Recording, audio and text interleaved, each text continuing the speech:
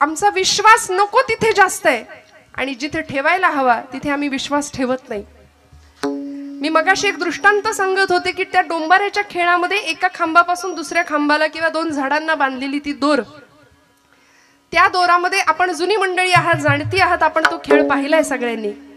त्या खेळामध्ये ती मुलगी किंवा ती त्याची पत्नी त्या दोरावरून चालत असते, हातामध्ये काठी घेऊन समतोल साधत असते. ढोलग वाजवणारा तो पुरुष खाली आणि एक मुलगा थाळी फिरवणार आहे. हा, तो खेळ संपल्यानंतर ती मुलगी किंवा ती पत्नी त्याची, त्या डोंबाऱ्याची, जसा दोर चालत असते सगळे लोक असे चित्रासारखे स्तब्ध होऊन तिच्याकडे पाहतात. तिची एकाग्रता, तिचं अनुसंधान हे होतं बरं का. पूर्वीच्या महिला फार अनुसंधान ठेवत होत्या, एकाग्र असायच्या, चिंतेपेक्षा चिंतन जास्त करत होत्या. आता उलट आहे, महिला वर्ग आपला दिवस आहे आजचा बरं का. अनुसंधानच नाही हो. परवा एक आमच्या पुण्यातली एक गेली ना माझी मैत्रीण, गॅरेजमध्ये गेली गाडी घेऊन, स्कूटी घेऊन, आणि म्हणाली ब्रेकच लागत नाही. तो गॅरेजवाला म्हणाला तुमच्या चप्पला बघू जरा. चप्पलचं सोल गेलंय म्हणाल्या, ते बसवून घ्या नवीन, ब्रेक आपोआप लागेल. पुण्यात ज्यांनी गाडी चालवताना पाहिलंय महिला वर्गाला त्यांना पटकन कळून जाईल माझं म्हणणं. अनुसंधान नाही, एकाग्रता नाही, जीवनाकडे बघण्याचा सकारात्मक दृष्टिकोन नाही, सतत नकार भरलाय जीवनामध्ये सतत. आणि मी नेहमी म्हणते निगेटिव्ह माणसांपासून 2 हात लांब राहावं. कोरोनात कसे आपण डिस्टन्स मेंटेन ठेवत होतो तसं लांब राहायचं, कारण ही माणसं अशी समोर भेटतात आणि संसारी माणसाला ओळखण्याची तीच खूण आहे. कसं ओळखायचं? 2 संसारी माणसं, तुमचं काय बाबा, बरं आहे काय, कसं काय चाललंय, बरं आहे का विचारलं की पुढचा माणूस म्हणतं काय, ढकलायचं कसं तरी रडत रडत. ही अशी नकारात्मकता इतकी जीवनात भरली आहे ना. त्यांनी कीर्तन ऐकावं, रोज रोज कीर्तन ऐकावं, कारण कीर्तन आम्हाला निर्भय बनवतं, अध्यात्म आम्हाला जगण्याची दृष्टी देऊन जातं बरं का. त्या मुलीनी चालायला सुरुवात केल्यावर सगळी मंडळी तिच्याकडे स्तब्धतेने पाहतायत. आणि जशी ती खाली उतरली तशी तिने तिच्या लेकराला सुद्धा घेतलं होतं बरं का. दोरीवरनं चालताना लेकराला घेऊन चालत होती. खाली उतरल्याबरोबर सगळी मंडळी म्हणाली अजून एकदा चाला, म्हणाले अजून एकदा चाला. ती म्हणाली मला आता भीती वाटते, म्हणाले मला जमेल का. सगळी माणसं म्हणाली हो हो ताई तुम्ही छान चालाल, आता तुमच्या बाळाला घेऊन तुम्ही दोरी चालली, आता परत एकदा चालाल का आमच्यासाठी. चालेल म्हणाले. तुमचा विश्वास आहे का माझ्यावर? हो म्हणाले विश्वास आहे. नक्की नक्की मला जमेल? हो हो आमचा पूर्ण विश्वास आहे म्हणाले. चला. बर म्हणाली ठीक आहे, तुमचा एवढा विश्वासच आहे ना, तर आता असं करूया, माझं लेकरू मी खाली ठेवते, तुमच्यापैकी कुणाचं तरी लेकरू मला द्या, त्याला घेते खांद्यावर किंवा कमरेवर आणि मग दोरी चालते म्हणाल्या. चालेल का? सगळी माग सरकली. मग मगाशी दाखवलं ते काय होतं? तो विश्वास होता का? तो विश्वास नव्हता. तो समर्पण भावाने केलेला ठेवलेला विश्वास नव्हता. म्हणून असं आहे की you believe in God but you don't trust him. तुम्ही त्याच्यावर विश्वास नाही ठेवत, तात्पुरतं असेल बाबा देव, असेल बाबा, पूर्ण समर्पण भावानी नाही. उपास करणारा माणूस सुद्धा दिवसभर संशयात असतो, काय माहिती देव आहे की नाही, केलेला उपास वाया जायचा माझा. परवा तर एक जण भेटला, ताई 108 बेलपत्र रोज शंकराला वाहतो म्हणाले, शंकर काही पावतच नाही, तुम्ही म्हणाल तर दत्ताकडे जाऊ का आता. विश्वास नाही, प्रपंचामध्ये विश्वास नाही, जीवनामध्ये विश्वास नाही. तुकोबाराय संतांवर विश्वास ठेवायला सांगतात. इथं माणसातल्या माणसावर आमचा विश्वास नाही, दगडातल्या आणि पाषाणातल्या भगवंतावर आम्ही कधी विश्वास ठेवणार? तो भगवंत दाखवून देणाऱ्या संतांवर आम्ही कधी विश्वास ठेवणार? कारण आम्ही प्रचंड, थोडा वाईट शब्द वापरते, नतद्रष्ट माणसं आहोत की आम्ही लबाड आहोत. लबाड भक्तीच्या प्रांतामध्ये आम्ही लबाड भक्ती करतो. बरं, परमेश्वराकडे सकामतेने जातो, काही हवं असलं तरच त्याच्याकडे जातो. काय हवं होतं माझ्या नामदेव महाराजांना? आईने सांगितलं नाम्या जा पांडुरंगाला नैवेद्य अर्पण करून ये. माझ्या आवडीचा दृष्टांत आहे आणि आपल्या सगळ्यांच्या माहितीतला किस्सा आहे हा, नामदेवांच्या चरित्रातला. 5 वर्षाचं लेकरू धावत गेलो, सकाळी पहाटे उठलं होतं. दामाशेट्टीने सांगितलं होतं नाम्या उद्याचा नैवेद्य पांडुरंगाला तू द्या, मी परगावी जाऊन येतो. सकाळी उठले आणि आईच्या मागे लागले सकाळपासूनच, आई लवकर जेवायला कर, लवकर जेवण तयार कर, नैवेद्य तयार कर, मला पांडुरंगाला द्यायचंय. आई म्हणली नाम्या कारट्या देव काही उठल्या उठल्या जेवायला बसणार आहे, अरे थांब जरा उजाड उतर दे. आणि मस्त नैवेद्याचं ताट तयार करून दिलं, केळीचं पान वरती झाकलं आणि नेलं राऊळामध्ये नामदेवांनी. दुडू धावत 5 वर्षाचं लेकरू. आठवा काय, 5 वर्षाची आमच्या घरातली लेकरं आठवा. वरातीत मात्र नाचायला पुढे असतील. आता माझी सटकली, अजून काय काय काय काय सगळं त्यांच्या मुखात पटपट पाठ होऊन जाईल. अथर्वशीर्ष रामरक्षाऐवजी भगवद्गीतेऐवजी सगळं पाठ होईल. का हो? कारण आमचा विश्वास नाही आमच्या तत्वज्ञानावर, आमच्या संत वाङ्मयावरती, आमच्या धर्म भावनेवर. परवा अमेरिकेमध्ये टेक्सास नावाच्या शहरामध्ये, अलीकडची गोष्ट आहे बरं, 10,000 विद्यार्थ्यांनी, तिथल्या शाळेतल्या 10,000 मुलांनी एकत्र गीता पठणाचा अभ्यास केला. एकत्र गीता पठण केलं होतं. या टाळ्या तुम्ही वाजवताय अमेरिकेतल्या पोरांसाठी, या टाळ्या आपल्या पोरांसाठी वाजल्या पाहिजेत. एकत्र गीता पठण 10,000 मुलं, त्यांना म्हणता सुद्धा येत नाही, ते हरे राम हरे कृष्ण असं म्हणतात. आणि आमची मुलं, आम्हाला का नाही वाटत संध्याकाळ झाली की दिवे लागणीला बसलीच पाहिजेत कार्टी देवापुढे, आईने जवळ घेऊन बसलंच पाहिजे, पाठे पर्वचे शिकवलेच पाहिजे. नाही काही आलं, हरिमुखे म्हणा हरिमुखे म्हणा, पुण्याची गणना कोण करी. सोपं, किती सोपं सांगितलंय हो. मी नेहमी म्हणते, माता भगिनींनी रोज स्वयंपाक करताना हे सगळं म्हटलं पाहिजे विश्वासाने. संतांवर विश्वास असेल तर संतांनी दाखवलेल्या मार्गावर आम्ही नीतिमत्तेने आणि डोळे झाकून चालू. पण तिथेच आमचा विश्वास कमी पडतोय थोडासा. महाराज म्हणतात माझा विश्वास त्या चरणांवरती आहे. आमचा विश्वास नाही म्हणून जेवताना आदळापट फार तर भांड्यांची होईल, पण भोजन बनवताना, भाकरी थापताना, पोळी करताना, कणिक मळताना जर आम्ही म्हणू ना, देवाची द्वारी उभा क्षण भरी, तेणे मुक्तीचारी साधी येल्या, मस्त गोळे बनवायचे, पिठात बुडवायचा, किंवा भाकरी थापताना लाटायला घ्यायची चपाती, हरिमुखे म्हणा हरिमुखे म्हणा, पुण्याची गणना टाकायची तव्यावर, असोनी संसारी जिव्हे वेगू फुगली बघा, वेदशास्त्र उभारी बाह्या सदा, ज्ञानदेव म्हणे व्यासाची खुणा. असं करता करता हरिपाठाच्या संस्कारातनं तयार झालेली पोळी जर आमच्या लेकरांनी खाल्ली तर का नाही घराघरात ज्ञानोबांचा संस्कार निर्माण होणार? मला सांगा तुम्ही. 5 वर्षाच्या नामदेवानी गुणाई मातेला सांगावं, आई दे ग ताट. धावत गेले दुडू आणि पांडुरंगासमोर उभे राहिले, राऊळामध्ये आले, मंडल केलं, ताट ठेवलं, पाणी फिरवलं आणि म्हणले करा सुरुवात. एवढे आर्जवानं देव जेवणार आहे का हो? आमच्याकडून जेवलाय कधी? इथे पाठवू देत. देव जेवलाय का आपल्याकडून कधी? बर, देव जेवताना कधी आपल्या डोळ्यात पाणी येतं का? बोला, खरं सांगा महिला वर्ग. आपलं लेकरू जर जेवलं नाही एखाद दिवशी तर मात्र दिवसभर बाई गो काय खाल्लंच नाही लेकरांनी, काय खाल्लंच नाही आज. प्रपंचासाठी आम्ही रडू, देवासाठी आम्ही नाही रडणार. नामदेव महाराज रडले देव जेवत नव्हता म्हणून.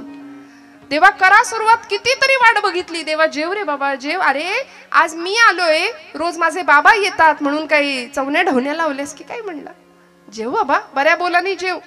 तरी देव जेवे ना.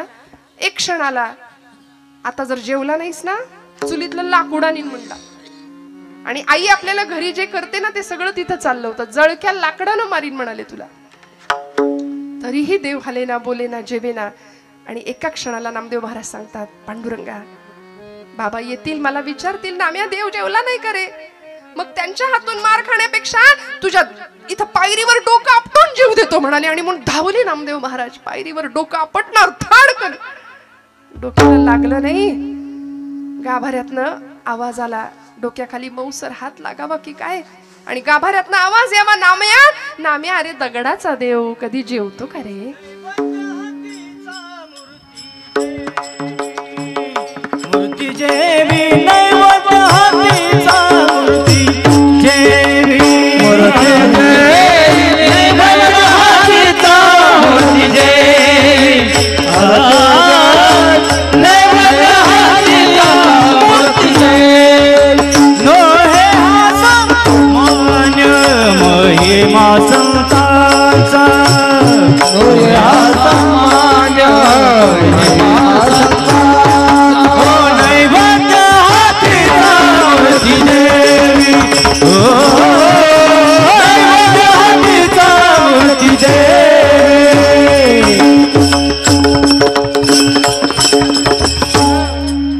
नामदेवांच्या हातून भगवंतांनी आणि जेवण करावं, नैवेद्य हातीचा मूर्ती जेवी. पांडुरंग परमात्मा सांगतायत नाम्या, अरे दगडाचा देव कधी जेवतो का रे? नामदेव महाराज म्हणले, पांडुरंगा दगडाचा देव कधी बोलतो का रे? बोललास? चाटून पुसून स्वच्छ करायला लावलं भगवंताला, सगळं ताट स्वच्छ केलं भगवंतांनी.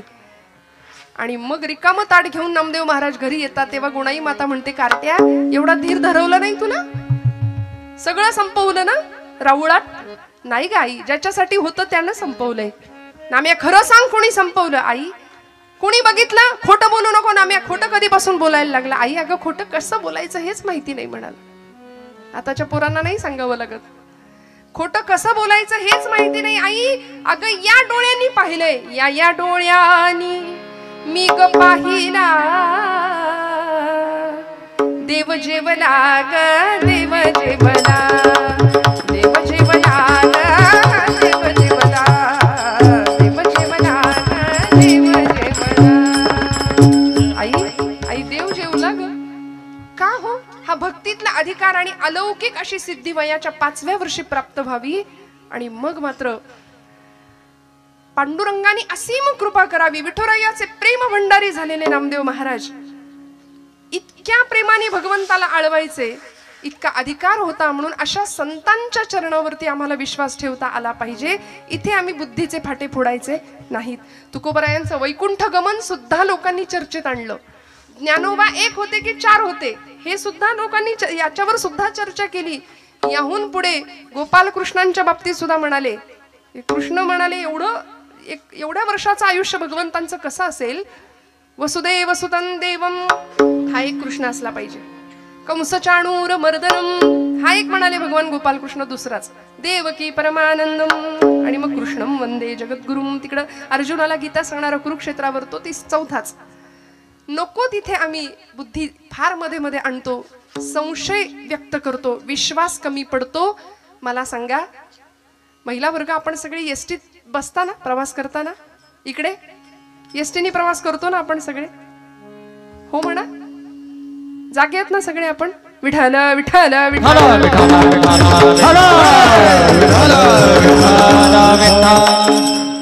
सध्या एसटी आपलीच आहे की नाही?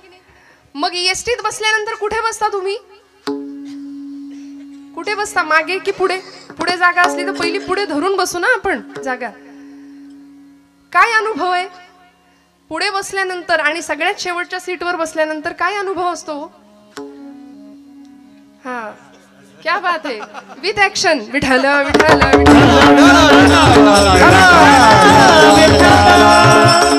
हे सगळं पाहिजे श्रोत्यांना. खरं सांगू का, 7 ते 9 म्हणजे 7 ते 9 किंवा 7 ते 10 ही वेळ आमची झी मराठीची आहे की नाही महिला वर्ग? पटलं तर काय ते बघा, आई कुठे काय करते, प्रेमाची गोष्ट, या सगळं आम्ही त्याग करून आम्ही इथे बसतोय. मग बॅकग्राऊंड सगळं कशा करता चालू आहे मला सांगा? आपण इथे बसलो आहोत कशा करता? सुखा करता, आनंदा करता. जो आनंद आम्हाला प्रपंचात मिळत नाही, कारण रोजच्या धकाधकीच्या धावपळीच्या जीवनाने फक्त आमची वखवख वाढवली आहे. पण भक्ती आणि अध्यात्म या 2 गोष्टी अशा आहेत, माणसाला मिळालेल्या आनंदामध्ये तृप्त आणि समाधानी राहण्याची वृत्ती आम्हाला या माध्यमातून मिळाली आहे. ही वृत्ती आम्हाला भक्तीने शिकवली आहे. जीवनात नसलेला आनंद मिळवायचा कसा आणि आहे तो आनंद वाढवायचा कसा, हे ज्याला कळलं त्याला भक्त म्हणतात. बरं, ज्याच्या माध्यमातून कळलं त्याला उपासना म्हणतात. ज्याच्यामुळे चित्तवृत्ती प्रशांत होते. विठ्ठल विठ्ठल विठ्ठल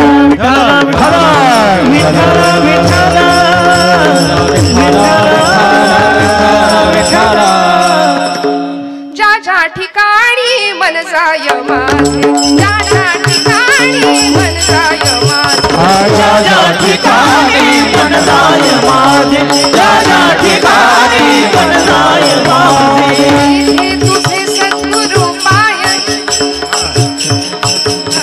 त्या त्या स्थळी हे निज रूप तुझे, त्या त्या स्थळी हे निज रूप तुझे, त्या त्या स्थळी हे निज रूप तुझे,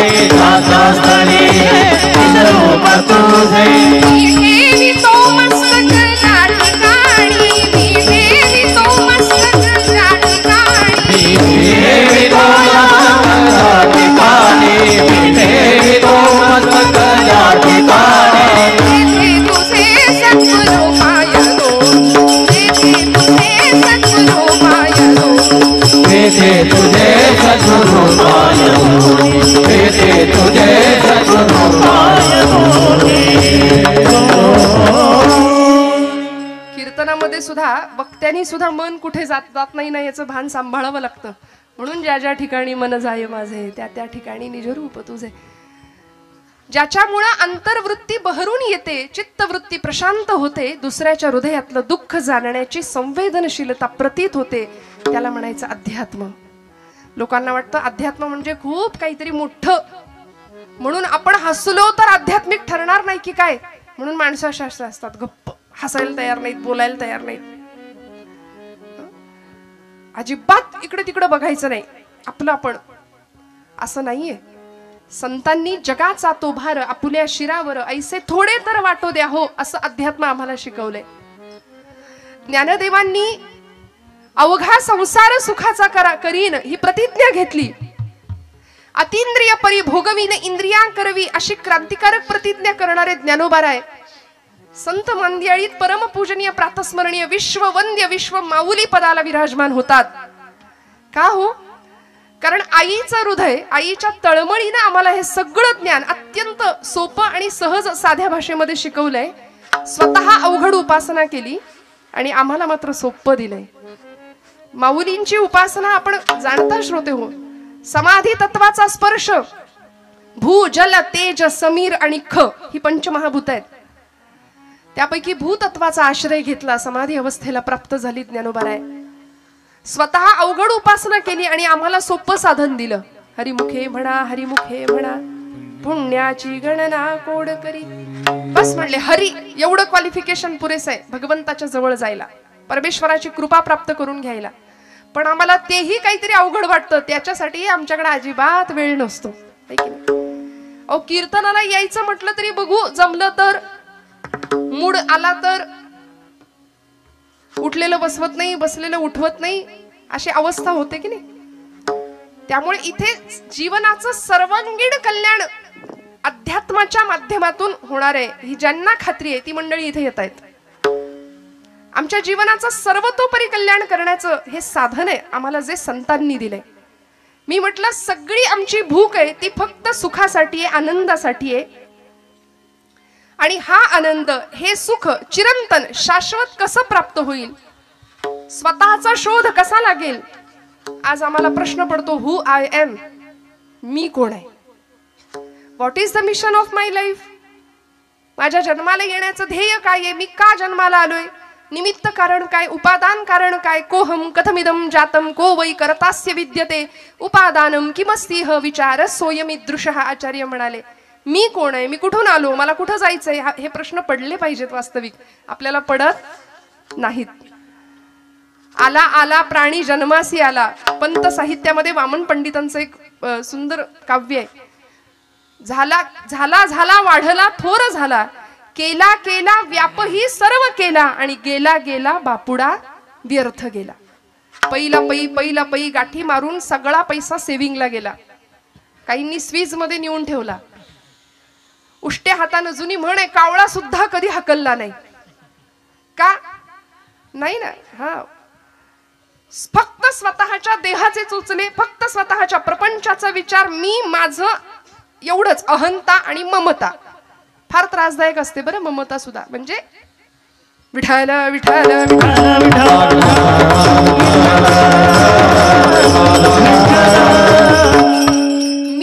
मी माझं यामध्ये आम्ही गुंतून गेलो आणि यातून बाहेर पडणं फार महत्वाचं असतं.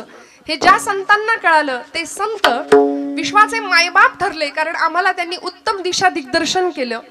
आणि खऱ्या अर्थी ज्यांच्या चरणावर जाऊन जीवनाचं सर्वतोपरी कल्याण करावं असे एकमेव जर कुणी असतील तर ते संत आहेत. म्हणून तुकोबाराय आजच्या अभंगाच्या प्रथम चरणात आम्हाला सांगतात, संताचे पायी हा माझा विश्वास, संताचे पायी हा माझा विश्वास, संताचे पायी हा माझा विश्वास, संताचे पायी हा माझा विश्वास, संताची पायी हा माझा विश्वास, संताची पायी हा माझा विश्वास,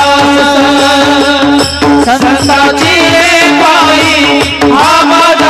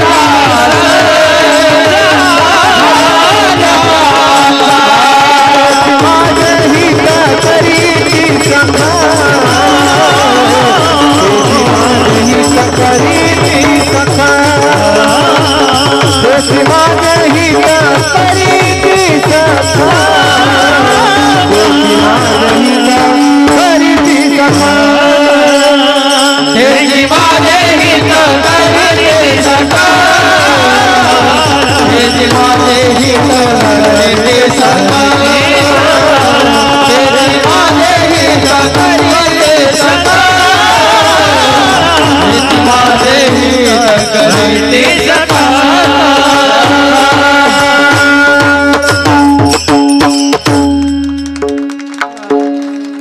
टाळ्या कमी पडतायत का जरा? थंडीमुळे का?